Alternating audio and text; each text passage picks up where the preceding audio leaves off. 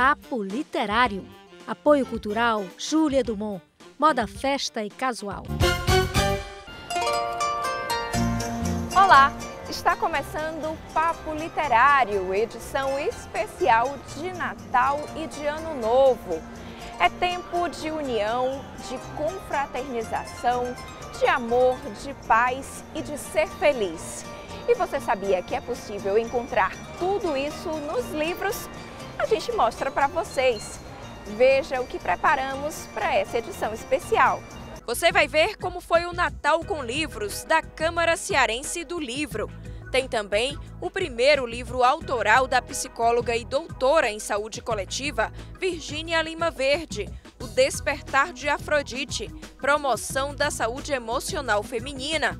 Nossa entrevista especial é com a empresária e escritora Rosiane Cândido Duarte, que lançou recentemente o livro Do Barro à Luz. Tudo isso e muito mais agora no Papo Literário.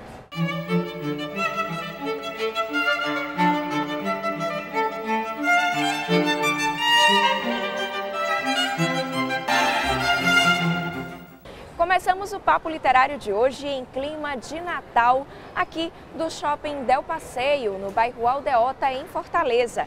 E a gente fala sobre o livro O Despertar de Afrodite, promoção da saúde emocional feminina, da psicóloga e doutora em saúde coletiva Virgínia Lima Verde. Confira. O livro O Despertar de Afrodite, promoção da saúde emocional feminina, da psicóloga e doutora em saúde coletiva Virgínia Lima Verde, fala sobre saúde mental, mas com foco nas mulheres.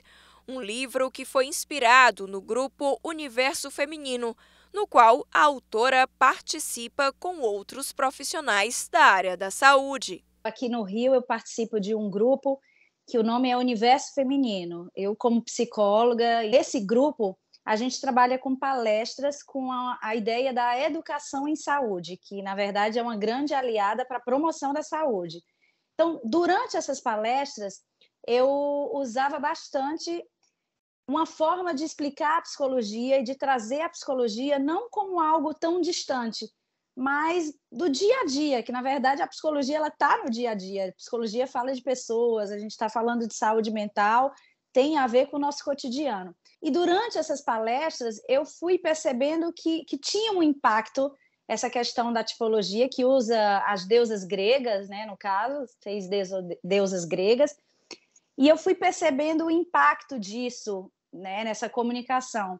E aí começou a dar vontade, né, eu já tinha algumas coisas escritas, mas de fazer um livro que ele pudesse sim ser usado para psicólogos, mas que principalmente para não psicólogos. É uma ideia de compartilhar alguns conceitos que a gente às vezes pensa que está tão longe, né, de entender sobre a questão das emoções, do próprio conceito e entendimento de promoção da saúde, mas numa linguagem que fosse mais acessível. Virgínia deixa em seu livro um pouco de como a psicologia pode fazer a diferença, com temas conceituados como o machismo estrutural e a saúde emocional. Tem a questão do machismo estrutural, então todas nós estamos, né, emaranhadas nisso, e um conceito que eu coloco no livro sobre saúde emocional. Eu até coloquei saúde emocional para diferenciar o conceito, mas que, na verdade, quando a gente fala em saúde, a gente não tem como separar saúde física, saúde emocional, mental, espiritual, porque, na verdade, tudo está junto. A gente fala de uma maneira separada para explicar melhor, mas na prática a gente não separa. Só que eu gosto de utilizar o termo saúde emocional, saúde mental também, justamente para a gente compreender que a saúde emocional ela vai muito além do estar doente ou não estar doente, por exemplo, não estar com depressão. Então, assim, muitas vezes a gente precisa estar no fundo do poço para buscar essa ajuda. A autora também pretende dar continuidade na escrita, desta vez com outro tema, os hormônios femininos, trazendo outras deusas. Esse livro eu abordo muito a questão do ciclo menstrual, do impacto dos hormônios também na nossa vida, no nosso estilo de vida, nas nossas emoções. E a ideia para o futuro é que eu já estou me aprofundando um pouco sobre a menopausa, que também é um tema que eu acho que é importante, acho que a gente fala pouco, hoje a gente está começando a falar um pouco mais, mas a gente precisa, sim, construir uma cultura que comporte tudo isso, né? Os hormônios, eles existem, mas eles estão dentro de uma cultura. Então, como essa cultura vai ler, nomear e dar significado a tudo isso, é a gente que vai transformando, né? Veja agora onde encontrar o livro O Despertar de Afrodite, Promoção da Saúde Emocional Feminina. Alguns exemplares na Livraria Leitura e tem também nas livrarias virtuais. Tem na Amazon, tem no Submarino e tem na Americanas também. Tem nessas 3 plataformas aí que a gente pode encontrar o livro. E quem diz o livro de cabeceira de hoje é a Erilene Firmino, jornalista e escritora. Confira a dica literária dela.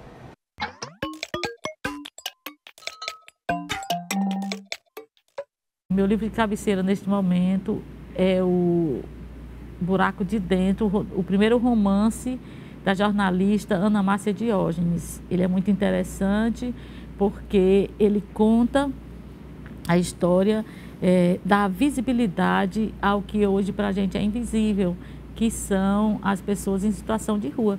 Então eu acho muito interessante pelo jeito que a Ana escreve e pela história que ela conta.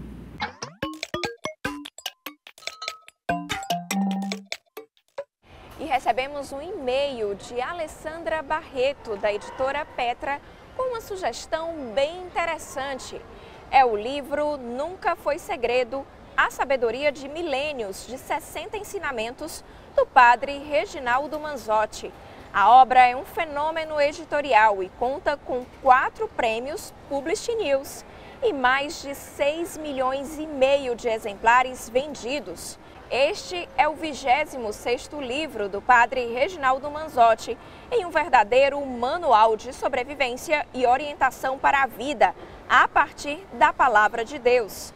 Parece ser um livro bem interessante. Obrigada pela sua participação no programa, Alessandra. E se você deseja se comunicar com a gente, anote aí o nosso e-mail, papoliterário@tvca.ce.gov.br. O endereço é Rua Oswaldo Cruz, 1985, bairro Aldeota, Fortaleza, Ceará. CEP 60125048 e o telefone é DDD 85 3101 3125. Após o intervalo, tem uma entrevista especial com a empresária e escritora Rosiane Cândido Duarte, que está lançando sua autobiografia, Do Barro à Luz. A gente volta já. Papo Literário. Apoio Cultural Júlia Dumont. Moda, festa e casual. Papo Literário. Apoio Cultural Júlia Dumont. Moda, festa e casual. Voltamos a apresentar o Papo Literário em clima de Natal e de Ano Novo, aqui do Shopping Del Passeio. E a nossa entrevista especial de hoje é com a empresária, professora, publicitária e apresentadora de TV, Rosiane Cândido Duarte, que está lançando sua autobiografia. É o livro Do Barro à Luz, uma história de inspiração, de fé e de muita determinação. Rosiane Cândido Duarte é nossa entrevistada especial de hoje.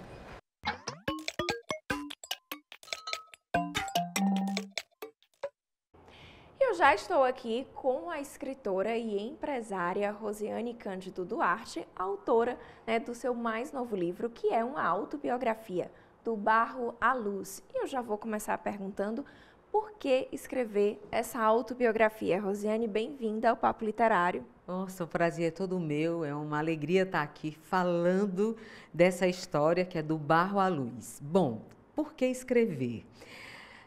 Eu acho que o meu processo de crescimento, de maturidade, me fez entender a importância da história. Na verdade, eu fui muito incentivada por algumas pessoas ao meu redor e principalmente pelos meus filhos, que quando ouviam a minha história diziam: mãe, essa história é tão linda, por que que a senhora não vive, não fala, não abre a boca? Aí foi quando aquela sementinha lançou-se, né? E aí, com a maturidade, veio a apropriação e o orgulho dessa história. Porque quando você vê que tem valor, você começa a ter orgulho e não se intimida em falar de coisas tão pessoais. Porque você fica vulnerável quando você escreve a sua vida em um livro. Mas com a maturidade a gente vai perdendo esses medos e isso já não tem tanta importância. Rosiane, eu já comecei a ler o seu livro, né? E é muito marcante quando você começa a falar um pouco da sua infância, né? De quem era a Rosiane antes, a Rosiane do quilômetro 8, que hoje, né, bairro Couto Fernandes. Conta um pouquinho pra gente, né, desse passado. Quando você vai plantar, você joga a semente. Mas só o fato de plantar não quer dizer que aquela árvore vai crescer e frutificar. Precisa de vários fatores. Precisa de um bom terreno, precisa de água, precisa de sol, precisa de adubo. Assim somos nós. Então, eu tive no bairro do quilômetro 8. Por que quilômetro 8? É a distância da estação Luiz Felipe, no centro, até chegar no bairro. Então, quilômetro 8. E essa comunidade, ela se formou em torno da linha do trem, né? Então, lá tinha a Refesa, uma fábrica de dormentes. Então, foi onde tudo aconteceu. E lá, o barro. Por que o barro? Porque as ruas eram feitas de barro. Então, era esgoto a céu aberto, as condições realmente eram condições bem difíceis, que eu relato no livro, mas que a rede de apoio foi fundamental. Uma família estruturada, uma família amável, um pai zeloso, pobre e letrado, vindo do interior. A minha mãe sabia ler, ensinou o meu pai a ler um pouquinho e a escrever o suficiente para ele tirar a carteira de motorista dele, que é a carteira de habilitação. Então, esse homem que fez tantas coisas para sustentar 6 filhos, foi fundamental ele não me doar para ninguém, que naquela época era comum. Ai, o senhor não quer ceder sua filha para morar na minha casa, fazer serviços domésticos, e aí eu lhe dou estudo, né? E o meu pai não deixou isso acontecer. Então, o meu destino foi traçado diferente a partir de uma postura do meu pai. Não, o que nós temos é suficiente. Ela ajuda a cuidar dos irmãos. Não, ela vai ficar conosco. E eu sou muito grata ao meu pai. Muito, muito, muito, muito, muito. E aí, uma outra coisa que a gente também observa muito na sua escrita, né, é aquela fé. A presença de Deus, né? Você diz assim, a todo momento Deus estava presente, Deus lhe ajudou. Verdade.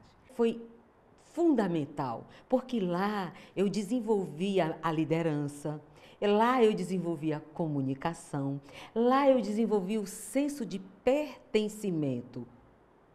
Não foi em outros lugares. Graças a Deus que foi numa igreja, a qual eu sou muito grata.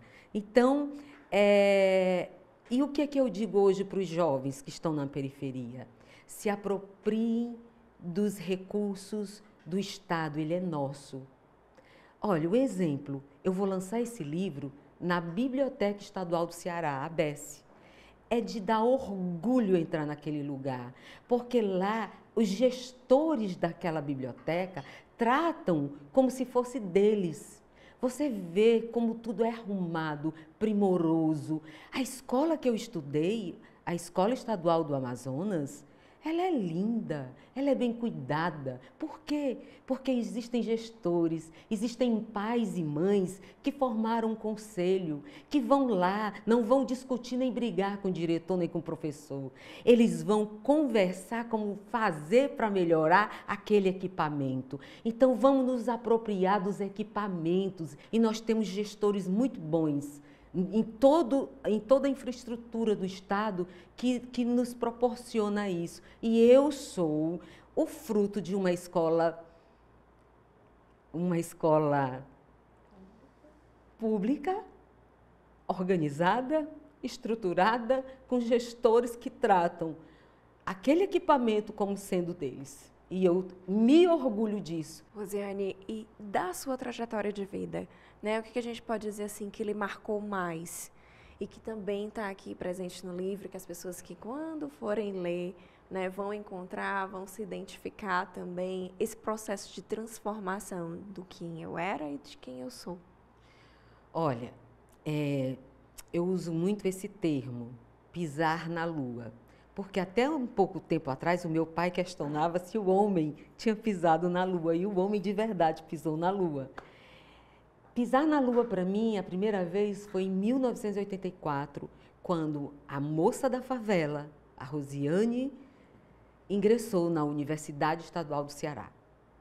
Então, isso foi divino na minha vida. Um outro momento, sim, de pisar na lua foi quando essa moça da favela conseguiu um emprego no Bradesco, como moça Bradesco, na agência do Montese, com uma gerente chamada Eugênia Camarão.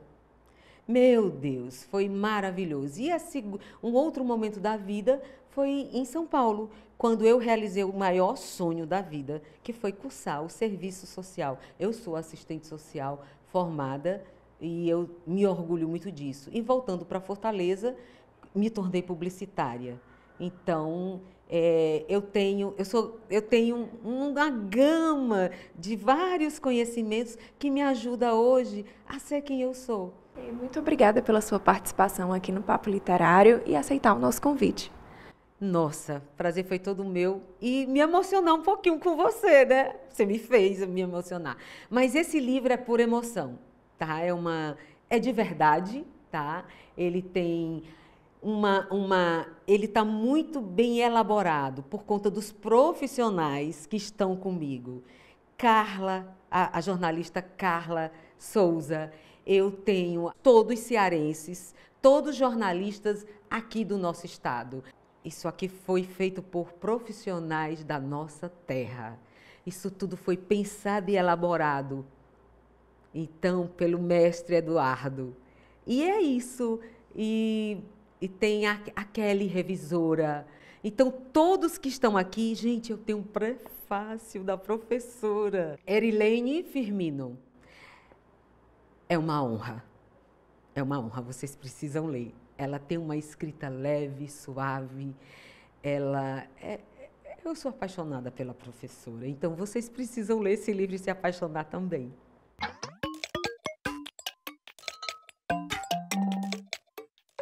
A seguir, Márcio Postman fala sobre o livro O Sindicato Tem Futuro e um clipoema inspirado em versos de Canto de Natal, de Manuel Bandeira. É já já! Papo Literário. Apoio cultural Júlia Dumont. Moda, festa e casual. Papo Literário.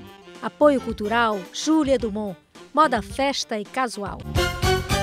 O Papo Literário está de volta aqui do Shopping Del Passeio, nesse clima gostoso de Natal. E olha só, você sabia que no Brasil existem um pouco mais de 16 mil sindicatos?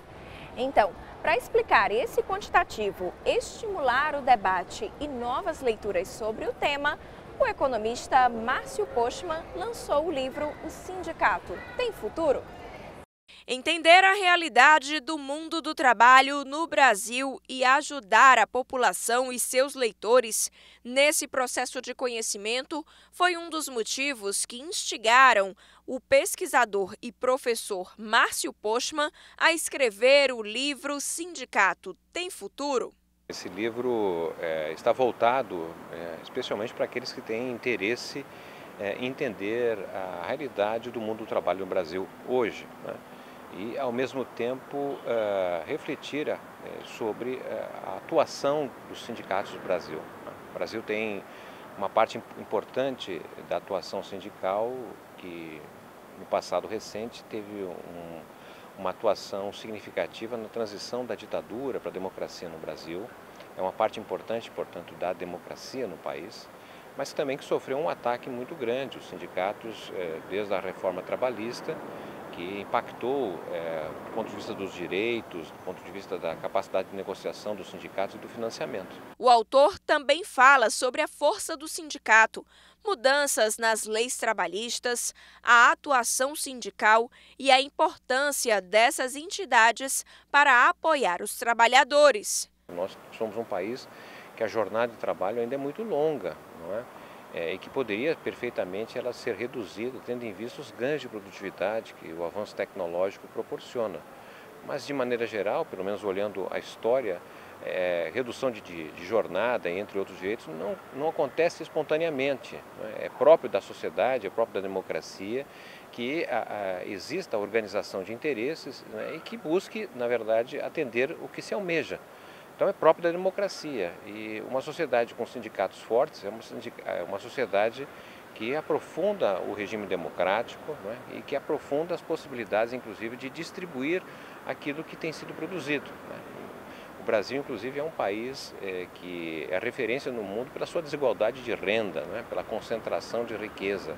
E, portanto, é tarefa dos sindicatos lutar para que a riqueza gerada possa ser melhor distribuída e que as oportunidades sejam para todos e não para alguns. Márcio Postman conta que o Brasil tem hoje uma dispersão e difusão das estruturas de organização, sindicatos fragmentados e que precisam de representatividade. A experiência alemã, que tem esse número reduzido de sindicatos, 6 apenas, não é? Caracteriza justamente um sindicato bastante forte, bastante atuante e com participação muito grande na definição, inclusive, da política pública naquele país. Eu entendo que o Brasil poderia caminhar mais nesse sentido se houvesse uma concentração de sindicatos. Não me parece justificar essa fragmentação, mas isso é um entendimento, inclusive, entre as lideranças sindicais, não é? Compatíveis justamente dentro desse interesse maior de fortalecer o mundo sindical a partir da realidade que está colocada para os trabalhadores e as trabalhadoras no Brasil.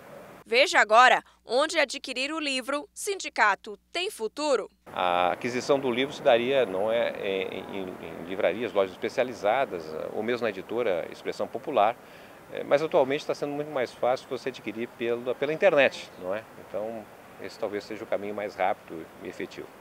Neste mês de dezembro, foi realizado no Shopping Rio Mar Fortaleza o Natal com Livros, da Câmara Cearense do Livro. Veja como foi no Papo Virtual.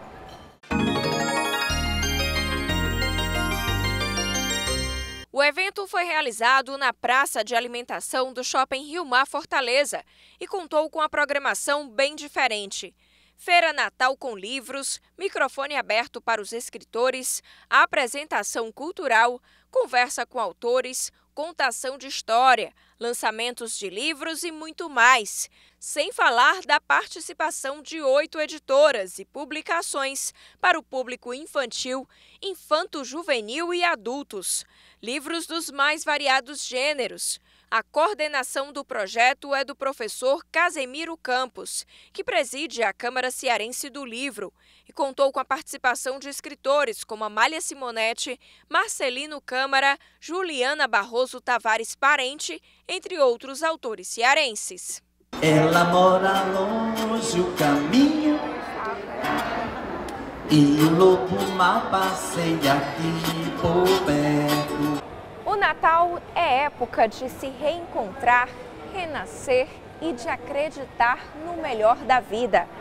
Acreditando nisso, inspiramos o nosso clipoema nos versos de Canto de Natal, do poeta, crítico literário, professor de literatura e tradutor brasileiro Manuel Bandeira. A narração é de Manuela Braga. O nosso menino nasceu em Belém. Nasceu tão somente para querer bem. Nasceu sobre as palhas, o nosso menino. Mas a mãe sabia que ele era divino. Vem para sofrer a morte na cruz, o nosso menino. Seu nome é Jesus. Por nós ele aceita o humano destino. Louvemos a glória de Jesus menino. E com esses belos versos encerramos o Papo Literário de hoje, desejando a você e a toda a sua família muito amor, paz, luz, união, fraternidade e solidariedade. Feliz Natal e um 2024 cheio de realizações!